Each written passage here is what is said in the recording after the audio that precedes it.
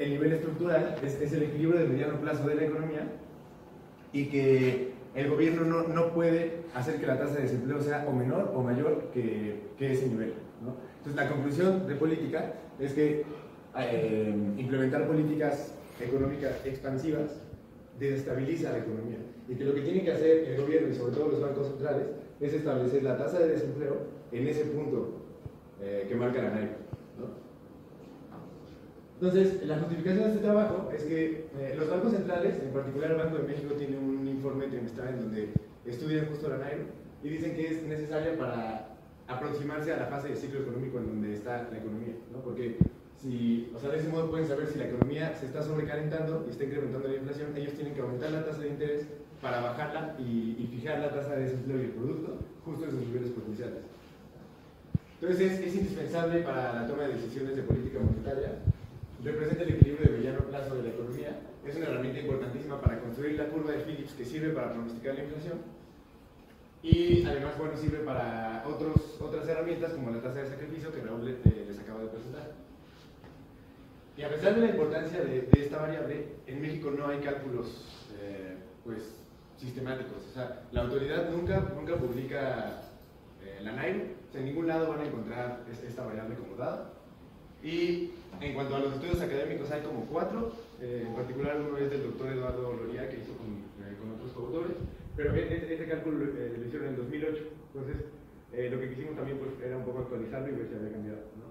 Y fuera de ello, pues hay otros 3 artículos, pero no es como una investigación recurrente en México, ¿no? Entonces, pues consideramos que es importante abordarlo.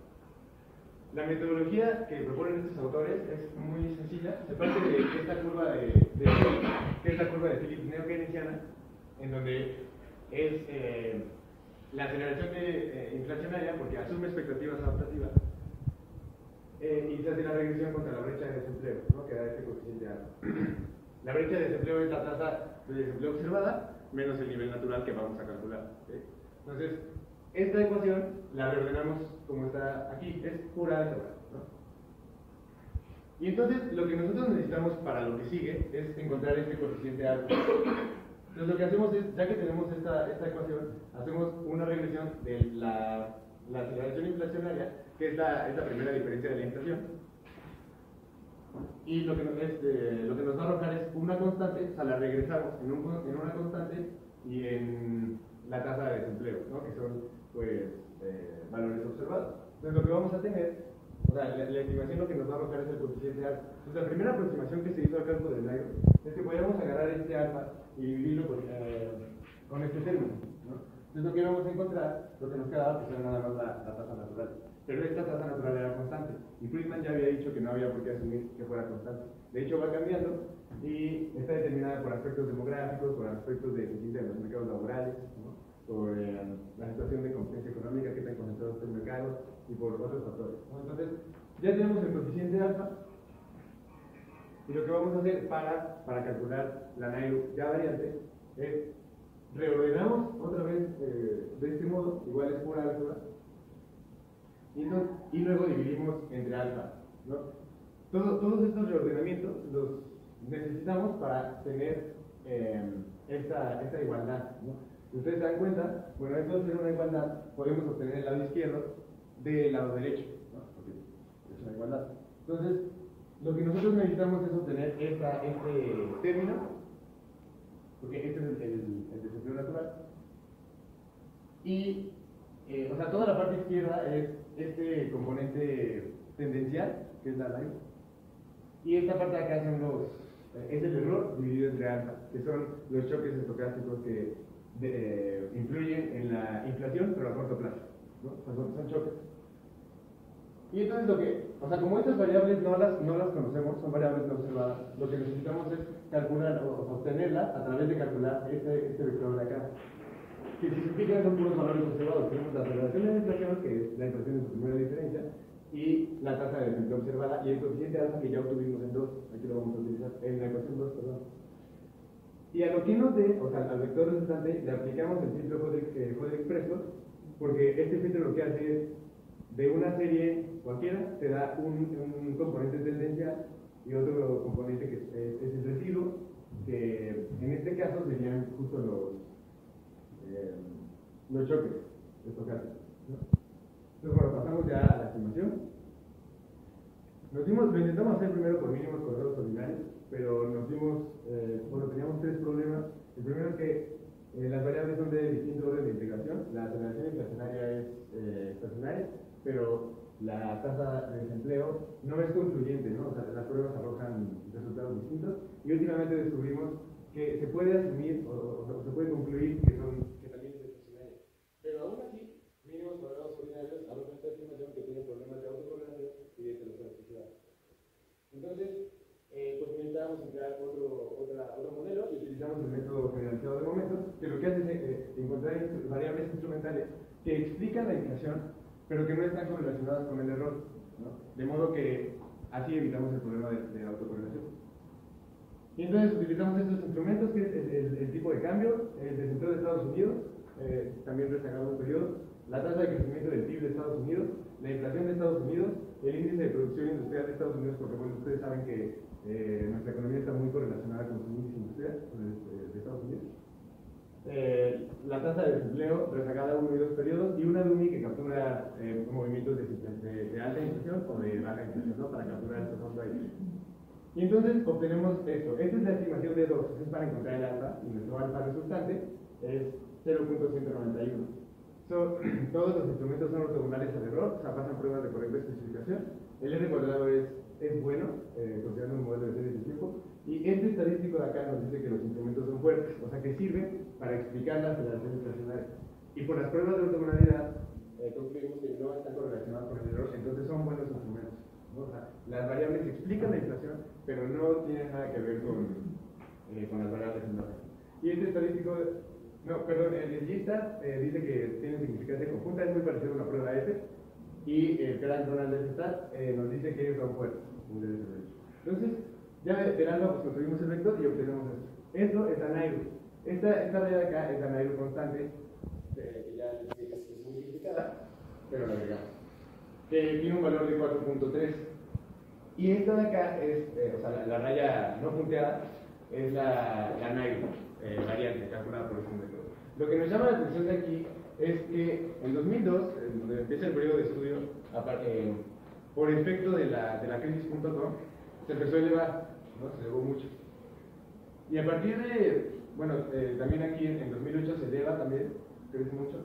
Y a partir de 2010, 2011, empieza a bajar, que puede ser resultado de la aplicación de la reforma laboral de Calderón, pero no regresa a los niveles observados antes de la crisis. Entonces esto implica, y es una de nuestras conclusiones, que la gran recesión generó efectos permanentes en los mercados laborales. Entonces construimos las brechas de desempleo, como ya se los comenté. Entonces, bueno, aquí teníamos dos preguntas. Lo primero que queríamos era cerciorarnos de que el cálculo estuviera bien hecho. Entonces, fíjense en esta raya, no en la punteada, sino en la continua. Y entonces aquí vemos que, porque la continua es nuestra Nairo, la Nairo que le llamamos Nairo BM por Ball y Manch, no es la que calculamos la variante. Entonces, si se fijan, en los periodos en donde sistemáticamente ha sido la brecha negativa, o sea, esto es que la tasa de desempleo es inferior a la Nairo o a la estructura, efectivamente se ha incrementado la inflación, pero tiene este rezago, ¿no? Que pues, nos pareció curioso y lo calculamos.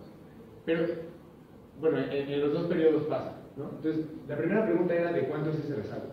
Y la segunda pregunta era, en todos los estudios, bueno, típicamente lo que se hace para estimar el Nairo es aplicar el filtro Coding-Prescott, pero solo a la tasa de desempleo observada. Entonces se obtiene este componente tendencial y se asume que ese es el Nairo.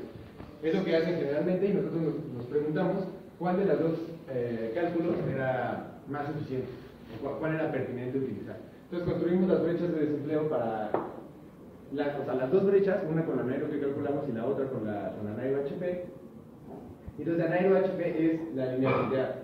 Entonces aquí, como una primera aproximación, vemos que casi para todo el periodo siguen la misma tendencia, prácticamente podríamos decir que son iguales. Y que en el primer periodo de mucha inflación, las dos son sistemáticamente negativas. Entonces está bien, no, hasta aquí pareciera que es lo mismo utilizar cualquiera de las dos. Pero ya en el último periodo inflacionario, la brecha calculada con la Nairo HP no es negativa sistemáticamente, o sea, es negativa algunos periodos, pero luego regresa. Entonces, de esa forma no podríamos explicar este repunte inflacionario. Sin embargo, con la nuestra, o sea, con la de Bolliman-Q, sí es sistemáticamente negativa y entonces sí sirve para explicar este periodo inflacionario. Entonces, de ese modo diríamos, como una primera aproximación, que es más suficiente utilizar la de Bolliman-Q, ¿no? Entonces, para responder la primera pregunta de cuánto es el rezago, ¿no? Entonces calculamos esta otra regresión auxiliar también con GMM para resolver estos mismos problemas de autocorrelación y de elasticidad. Y lo que hicimos fue que hicimos la revisión de la aceleración inflacionaria contra la brecha calculada por Bolliman-Q, pero con varios rezagos, ¿no? Primero con rezago 0, 1, 2 y hasta el 8. Y encontramos que el rezago, o sea, la estimación que tiene mayor R cuadrada y en donde los parámetros son más estadísticamente significativos es cuando el rezago es de 2 periodos. Y como son valores trimestrales, estaríamos diciendo que a partir de que la brecha se hace negativa, pasan 6 meses para que la inflación se empiece a acelerar. ¿Sí? Y la segunda pregunta, bueno, es sobre justo qué Nairo es mejor utilizar, ¿no? Entonces, este estudio lo empezamos a hacer a principios de este año y teníamos valores hasta 2017 Q4. Hicimos la primera estimación y nos dio esta que está acá. O sea, esta de acá es la Nairo HP y esta es la que calculamos hasta 2017 Q4. Después la actualizamos con el valor con los valores del primer trimestre de 2018 y nos dio esta de acá. Y bueno, ya ahora los valores más actuales que hay son hasta 2018 Q2, que es esta que está acá. Lo que vemos acá es que conforme va pasando el tiempo, la Nairo de Bolliman-Q va convergiendo hacia la Nairo HP. Por eso es que durante todo este periodo prácticamente son iguales, ¿no? Entonces lo que estamos diciendo aquí es que para hacer un análisis ex post como el de la tasa de sacrificio, por ejemplo, o sea, cuando tú te paras acá y estás analizando lo que pasó en el pasado, digamos que es lo mismo utilizar cualquiera de las dos Nairo. Y en este caso recomendaríamos utilizar la Nairo HP porque su construcción es mucho más fácil.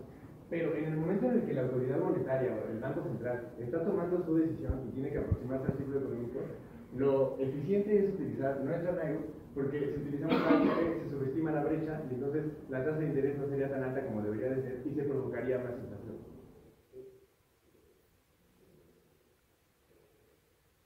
Estos es el componente que sobra en el ciclo Código Expreso, son los choques inflacionarios de corto plazo, que es los errores divididos entre alfa, y los calculamos porque necesitábamos saber si este componente era estacionario, ¿no? O sea, si no tiene tendencia, y efectivamente así es estacionario y tiene una distribución gaussiana, ¿no? Esto implica que los errores no contienen información importante que explique la aceleración inflacionaria. Lo que estamos diciendo es que toda la aceleración inflacionaria es explicada por nuestra brecha y los errores pues, no tienen nada que ver. Son puros choques de corto plazo que mueven la inflación, pero cuando se disipa el choque, que no sé, puede ser un aumento en el precio de los bienes agropecuarios o de los bienes energéticos, ¿no? Cuando se disipa ese efecto, la tasa de desempleo, perdón, la inflación, pues regresa a su nivel anterior. Entonces no.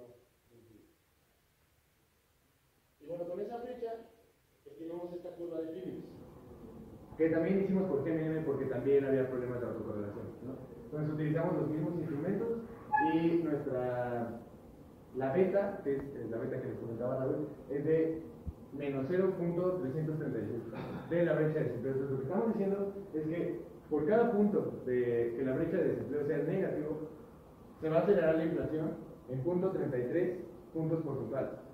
Y por el contrario, por cada punto que la brecha sea positiva, o sea que la tasa de desempleo sea mayor a la potencial, la aceleración inflacionaria va a disminuir este punto 33 puntos porcentuales. Y bueno, la relación es negativa como esperábamos, y este punto de acá, o sea, la función pasa por el punto de origen, que es lo que les explicaba Raúl. Eso implica que el origen es un punto atractor e implica que el Banco de México, por lo menos durante este periodo, ha aplicado una política monetaria eficiente, porque siempre se ha preocupado por establecer la tasa de desempleo en su nivel potencial.